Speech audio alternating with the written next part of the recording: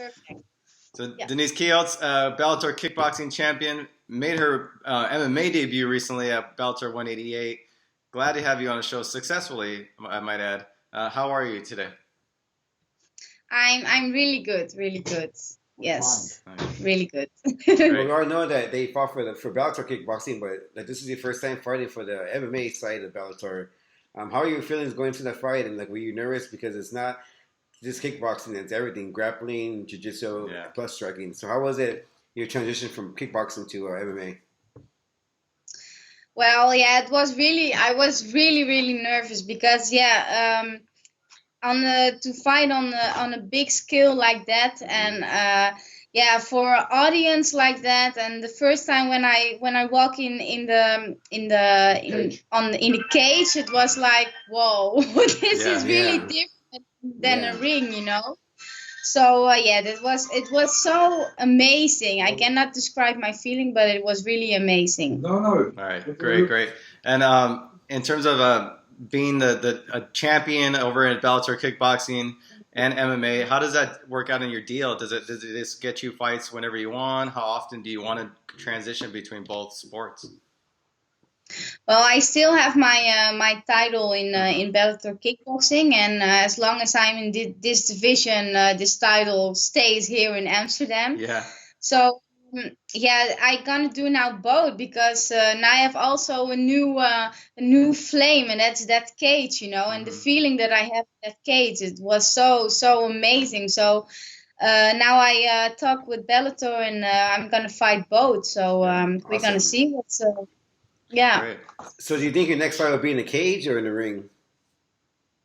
I don't know for sure, but the only thing I know is that next year I have to defend my title.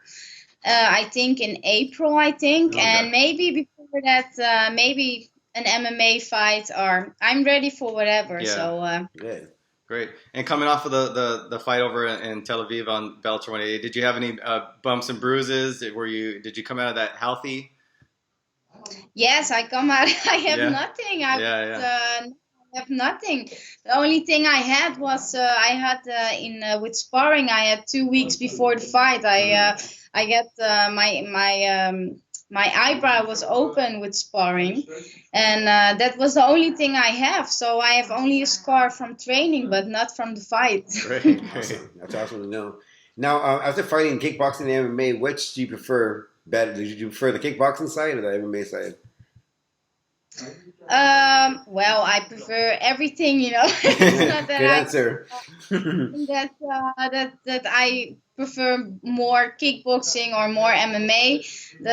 There's are two things that I really loved, and also the MMA thing. What I said, when I step in that cage, it was like a new thing, a new feeling inside that I didn't know before. So now I'm gonna do both, and we will see. And this year especially has been a really good year for you. You won the title in Bellator kickboxing. I mean, when we last spoke to you, I didn't even think you had it really. You were in negotiations with Bellator at that time. But now that you're the champion and you look back on this year, what are your overall thoughts? How much does this year mean to you in terms of your success? Well, it was really, really a good year. We start with the title defense, and against a really strong opponent, and also in her hometown. So my second title defense was also really tough, and I won that fight. And then the next fight was an MMA fight, and also different training camp, different trainers. And I have more pressure because you start with a new thing. You have a whole new game that you have to learn. So there were two tough fights and tough training camps, and I'm glad that both of the fights went good and went both to a win for me. So it was a really good year. Awesome. And, and Bellator has a really strong flyweight division in MMA. Now the UFC is bringing up their flyweight division over there and over the UFC. Have you been watching The Ultimate Fighter with the flyweight girls, and do you see any of them as a potential opponent in the future?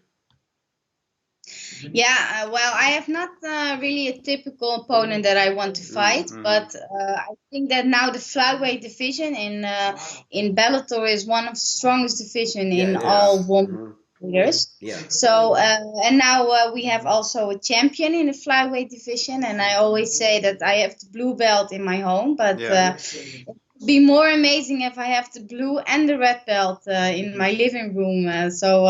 Yeah, we will see. Wow. Dreams come true. Nah. That'd be pretty remarkable. You have both belts around your shoulders.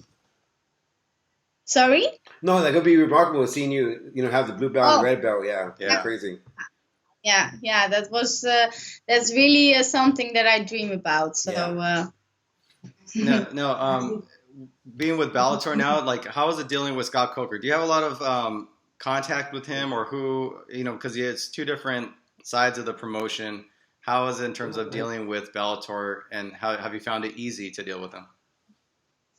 Well, the first time that I didn't know Bellator before, someone told me that Bellator is really like a family, and I fight in a lot of different organizations, but these organizations really have their quote, like, we put fighters first, and that is really what they do. And all of the guys from Bellator, they're like a family, if you come there and they see you as a fighter, not as a product, and that's something that's really that's like family is really a Bellator family. And now I am in the Bellator family, and I'm really glad and also thankful that I'm in it. And I think that this organization is really one of the best organizations I ever fight with. So Nice.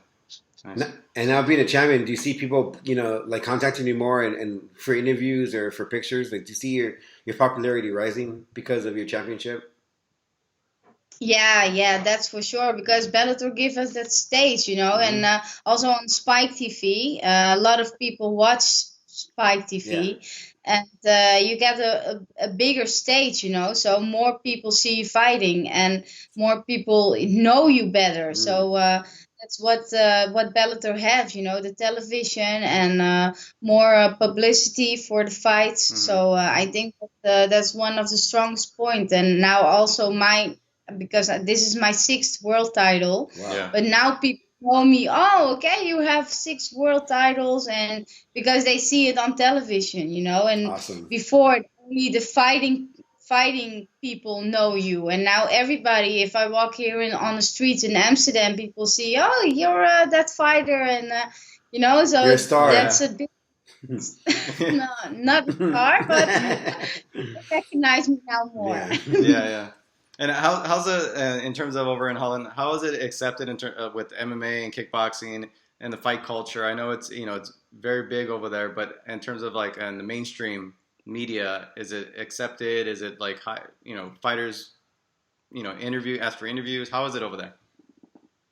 Well, I still think that Holland have one of the best fighters all over the world, but as a country, if you see it as, for example, like Japan or also in the US, you see more people that appreciate fighters more, and here in Holland is more like, okay, yeah, that's a fighter, but it's not that they really appreciate for what you're doing. And I think that with the fighters we have here in Holland, that still, as a small country, we have so many big fighters, but it's not really that we get appreciated by the government or something like that.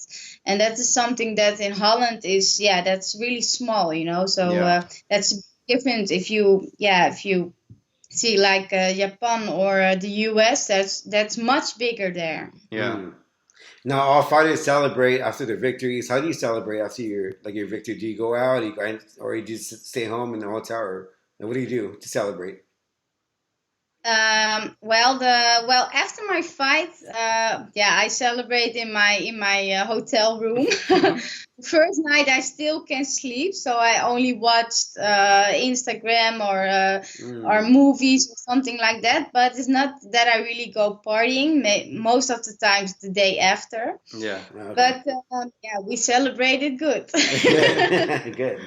Now, did you get to did you get to go around Jerusalem and Israel? Did you get to see the sites and spend a little time there? And what'd you think? Yeah. After my fight, I was 4 more days in Israel, wow, that's a and long went time. to Jerusalem and the Dead Sea and Masada. So Nice. yeah, we see a lot of Israel, and I really think that that's one of the most beautiful countries I ever been. So yeah. Nice. Do you know if Bellator's coming to your hometown anytime soon?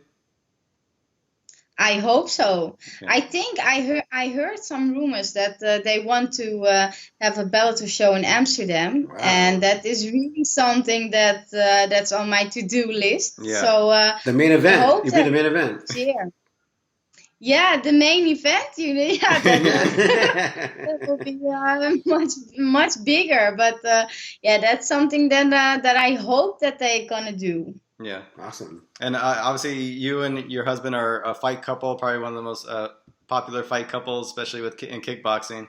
How's that? How are you guys doing right now in terms of like your guys' career, balancing each other's careers, and how's that going right now? Well, it's every time we have to fight is like the same time. So if we have to fight, we are on the same training camp, and we have also the same condition and power trainer. Mm-hmm. So most of the time we train together. But now we just relax, and now we're off fighting, and we're gonna celebrate some Christmas and nice. New Year. So. Are you done with Christmas shopping? Or are you still kind of shopping around? Shopping? Yeah, I'm not. No, not done yet. And also, Christmas is also really special for us because my only brother, is his birthday. So awesome. that's something that he's here. He's like. Who's that, your brother? Yeah. Hey, brother! Happy birthday! Not yet. Not yet. Soon. Happy early birthday. Not yet. So he's like a Christmas angel, so that makes Christmas more special for us. Now, like, are you saying that because it's behind you, or do you really mean that? No, also a little bit, because now he's my little. He's much taller than me, so I have to be careful what I say. She loves you, man. She loves you. Yeah. And in terms of traditions, what kind of traditions do you guys have in your family over there? Well, we have always, because it's his birthday, so in our family we always buy for everyone, even for the dog. We have a Christmas present. So and we watch movies from before. So we have also it's like a traditional first Christmas, especially because it's birthday. Yeah. And who cooks? Do you cook? No, my mother. Good. But not better than my mother. Now, what kind of present are you going to buy your husband, or is he there to hear? No, he's not here. He's not here. Tell us what we're going to buy him for Christmas. Well, the last time he said, all my perfume. Yeah. His you say it in English also, perfume, cologne for men. Yeah, cologne is finished. So it's almost finished. It's almost Christmas. So he gave me a hint that I have to buy a cologne. There it is. Yeah. Easy. Yeah, there you go. That's easy. Easy. That's Give him that and a hug and a kiss, and he'll be happy. Yeah. Yeah, that's the only thing. Yeah. So in terms of for starting the new year, what are your goals and your plans for 2018? Well, my plans are the same as this year. What I say, I have the title, and the titles, as long as I'm in this division, this title goes nowhere. And just remaining the kickbox Bellator world champion and beat everyone in my division. And also now a new thing, the MMA part is also something that I give my heart to now, and I'm gonna do everything to do my best in the cage. And like I said, the dream, like the red and the blue belt in my living room, and yeah, Ooh, there that's it something is. that I continue in 2018. Yeah. Put it on the Christmas tree as an ornament. Christmas tree next. Well, Denise, it's been a pleasure talking to you. Like we wish you nothing but the you. best.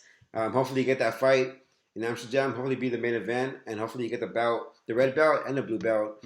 And obviously, we will see for Christmas. So happy Christmas to you, and happy birthday to your brother for Christmas, and Happy New Year. Happy New Year as well.